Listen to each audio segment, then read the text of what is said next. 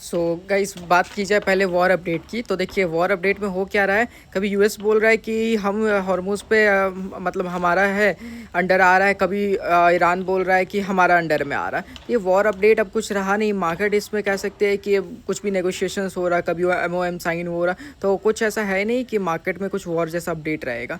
तो market war update में ऊपर नीचे हुआ, बहुत हुआ, पहले हो गया, लेकिन अब मार्केट है कि मार्केट स्टेबल हो चुका है धीरे धीरे। और वॉर भी अपना कह सकते हैं कि धीरे धीरे ख़त्म होने वाला है। तो वॉर का कोई अपडेट नहीं है। सो वॉर का हम लोग नेगलेक्ट करते हैं। इस पार्ट में हम लोग बात करते हैं स्टार्टिंग निफ्टी से, इंडियन मार्केट से, उसके बाद।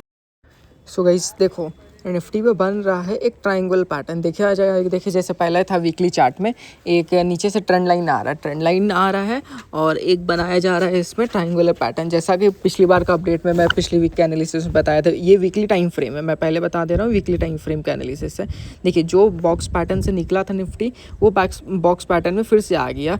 रीज़न ये है कि अभी जो ये कैश का जो नया आया एक थोड़ा सा दिक्कत कर रहा है। उसमें थोड़ा सा हुआ क्या कि इसमें जो डोजी जैसा बनाया है और कुछ कंफर्मेशन के साथ कैंडल बन नहीं रहा है, तो एक डोजी बनाया, उसके बाद जो कैंडल क्लोज किया है वो एक बियरिश कैंडल पैटर्न है। तो वो बियरिश कैंडल बनाया, जिसका सेंस है कि मार्केट हो सकता है वीकली टाइम फ्रेम में बना है तो मार्केट नीचे आ सकता है इस वीक में। थोड़ा सा ये जो लेवल है नीचे के लिए रिटेस्ट करने का, जो कि कह सकते 23,680 का है।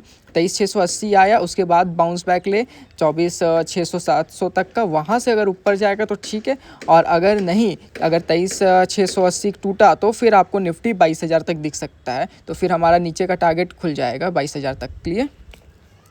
सो देखिए प्रॉब्लम थोड़ा सा मार्केट में कह सकते हैं कि अब जो कैश आया उसके चलते थोड़ा सा प्रॉब्लम है, और से भी लगे हुए हैं कि इसको ठीक किया जाए। कि मार्केट में जो हो रहा है ना कि लास्ट का जो 3-15 के बाद में अनसडन हो जा रहा है, 200-300 पॉइंट का एक लंबा सा डंडा बना दे रहा है, फिर 200-300 पॉइंट का ऊपर नीचे कभी अप कभी डाउन। तो उसमें जो BTST वाले हो गए और जो STBT करते हैं, वो सब के लिए थोड़ा सा मार्केट में प्रॉब्लम है। वो लोग जो पोजीशन लेके जाते हैं ना वो कॉल होल्ड कर पा रहे हैं, ना सेलिंग का पोजीशन होल्ड कर पा रहे, तो थोड़ा सा मार्केट में एक प्रॉब्लम हो गया है। इसके चलते थोड़ा सा आप देख सकते हैं प्राइस एक्शन थोड़ा सा ऐसा है।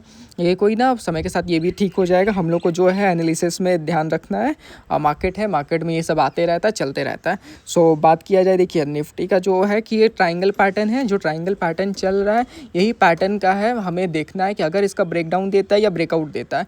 फिलहाल जो मार्केट है आपके लिए कह सकते हैं एक लक्ष्मण रेखा मैं बता दे रहा हूँ, 24,800 का जो लेवल है वो आपके लिए लक्ष्मण रेखा रहेगा। अगर 24,800 का लेवल अगर निफ्टी ब्रेक करता है तब तो हमको ऊपर के लिए टारगेट मिल सकता है, फिर 25,300, 25,700 और फिर 26,000 ऑल टाइम हाई तक के लिए मिल जाएगा। अगर नहीं ब्रेक किया, ट्रेंड लाइन ब्रेक किया, तो फिर नीचे के लिए आपका लेवल से पहला सपोर्ट आपके लिए, अगर ट्रेंड लाइन नीचे ब्रेक करता है तो 23,680 तक है, 23,680 का मिलेगा। तो लास्ट का फाइनल सपोर्ट हमारा 22,000 तक का। निफ्टी फिर पूरा बेयरिश होकर निफ्टी नीचे फिर कर देगा। सो निफ्टी का यही एनालिसिस है। और देखा जाए, देखिए वीकली टाइम फ्रेम है तो ये एनालिसिस परफेक्ट भी हो सकता है, क्योंकि लॉन्ग टाइम फ्रेम में जितना एनालिसिस किया जाता है उतना परफेक्ट होता है, उतना परफेक्शन के साथ मिलता है।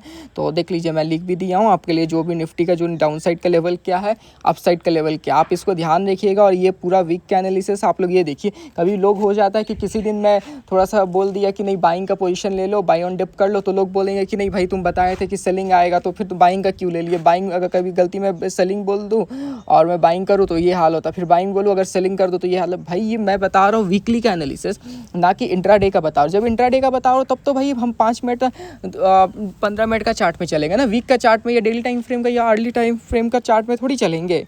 और देखिए बात किया जाए, एक और अपडेट मैं दे रहा हूँ, जो है कि लोगों को यहाँ पे मार्केट फंसा रहा है। सबको दिख रहा है कि भाई वॉर टर्मिनेट हो गया है, GDP डेटा अच्छा आ रहा है, CPI आया, PPI डेटा आया, फेड फिर डाउइश है। तो थोड़ा सा है कि मार्केट में बुलिश सेंटिमेंटल्स है, तो इतना ईजिली मार्केट ऊपर नहीं जाएगा। देखिए होता क्या है, रिटेल्स को भी दिख रहा है, सबको को दिख रहा है मार्केट में बुलिश है।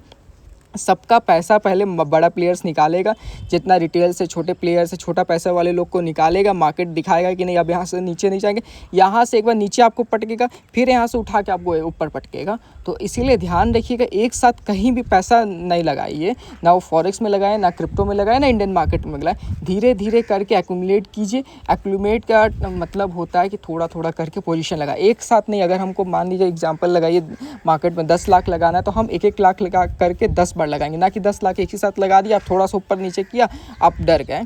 सो देखिए यही है और कुछ नहीं है। बात किया जाए निफ्टी का इंट्राडे का, कल का मंडे का क्या लेवल्स रहेगा, तो आपको मैं मार्क कर दे रहा हूँ, यही लेवल्स रहने वाला है कल का मार्केट का। कुछ ज़्यादा खास नहीं है, मार्केट ऑलरेडी अधिकतर साइडवेज रह रहा है। लास्ट में वो जो कैश के चलते हो रहा है एक अलग है, या मॉर्निंग में थोड़ा मोड़ा दे रहा मोमेंटम, और कुछ मार्केट मोमेंटम नहीं रह रहा। तो यही है मार्केट का, आप देख लीजिए एनालिसिस।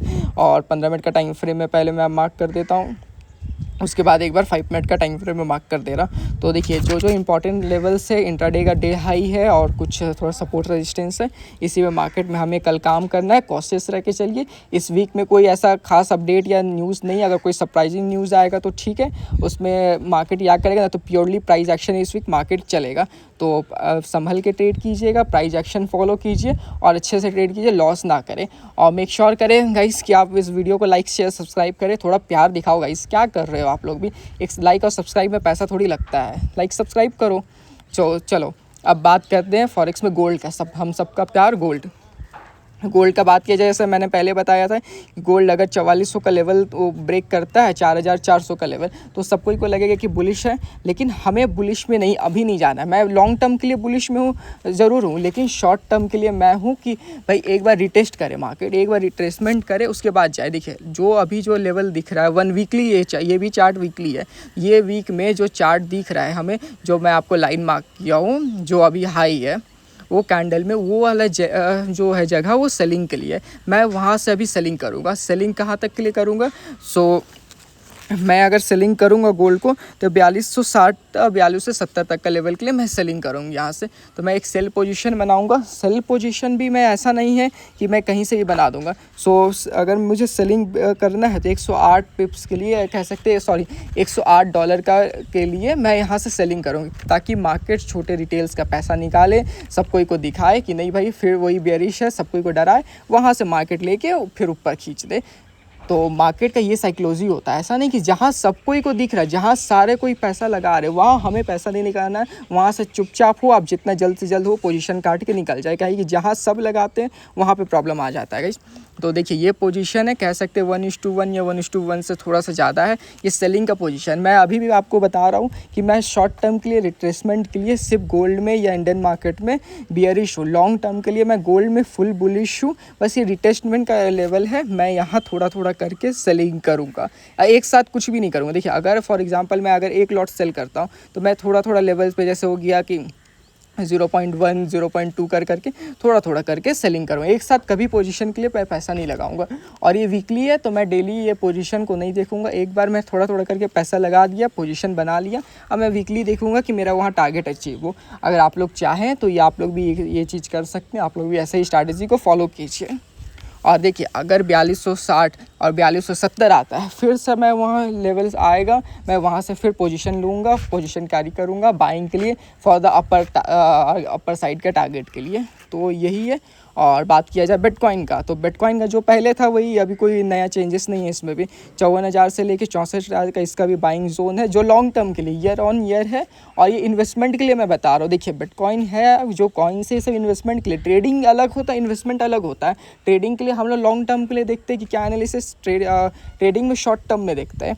तो देखिए बिटकॉइन में भी अभी वही है, जैसे वीकली पे भी छोटा छोटा कैंडल्स बना रहा है। एक है कि बिटकॉइन आए कम से कम आपका 60,000 तक के लिए, 60,000 का पोजीशन आए इंट्राडे के लिए मैं बता रहा हूँ। 60,000 तक के लिए आए तो वहाँ तक के लिए आप थोड़ा सा शॉर्ट पोजीशन ले सकते हैं। सेलिंग के लिए आप धीरे धीरे करके पोजीशन ऐड कर सकते हैं इस वीक में। और यही है, बिटकॉइन का भी यही है। और लॉन्ग टर्म के लिए मैं फुल बुलिश हूँ। लॉन्ग टर्म में आपको मिल जाए थोड़ा सा, आपका 64,000 में, 62,000 में, ये आप कह सकते हैं, तो एक अच्छा रहेगा। देखिए और बात किया इथेरियम का भी मैं बता दूँ, बहुत लोग होता है इथेरियम का भी पूछते हैं, तो इथेरियम का भी वही है। देखिए इथेरियम ऑलरेडी अपना हाई से बहुत गिर चुका है, जहाँ $4,500 से ऑलरेडी ये $1,800-1,600 आ चुका है। तो अगर बिटकॉइन 4,000-5,000 पॉइंट गिरता है तो इथेरियम में 100-200 पॉइंट से ज़्यादा गिरने नहीं मिलेगा, क्योंकि ऑलरेडी ये बहुत गिर चुका, अब गिरेगा नहीं। तो ये छोटा सा यही पोजीशन है। देखिए अगर आपको मिलता है 1700 तक का इथेरियम आता है, आप यहाँ से आराम से चुपचाप से बैठ के होल्ड कीजिए। ईयर ऑन ईयर में आपका ये वेल्थ जनरेट करके देगा। और ये वेल्थ जनरेटिंग का एनालिसिस है, छोटा मोटा ट्रेडिंग के लिए मैं नहीं बता रहा हूँ, ट्रेडिंग के लिए करना है अपन हम लोग चलेंगे 5 मिनट 15 मिनट या हो सकता है 1 घंटा 2 घंटा के कैंडल में चलेंगे। ट्रेडिंग के लिए हम लोग ये नहीं कि वीकली और मंथली का टाइम फ्रेम हम लोग यूज़ नहीं करेंगे। सो यही एनालिसिस है। और मेक श्योर गाइस से आप लोग सपोर्ट कीजिए, लाइक कमेंट शेयर कीजिए, कौन सा टॉपिक में नेक्स्ट चाहिए वीडियो बताइएगा। थैंक यू गाइस, मिलते हैं नेक्स्ट वीडियो में।